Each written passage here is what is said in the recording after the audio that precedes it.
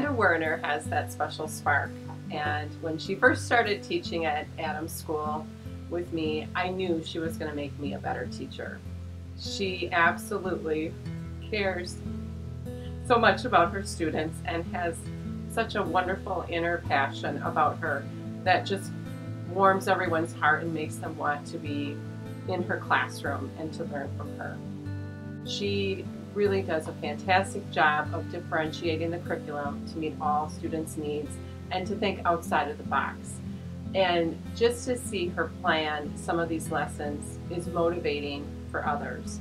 I know that we all enjoyed learning so much about Amanda and her students last year through the Gazette articles. She opened her classroom to us and really communicated with the entire community about what students in schools are like today in the 21st century.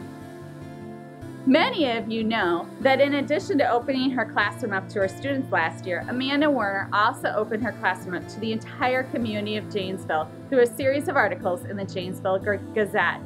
It was very clear through the series of articles that Miss Werner does a great job of recognizing the unique talents, needs, and background experiences of each student. She does an excellent job of helping students reach their full potential by building on those talents and experiences that students already have.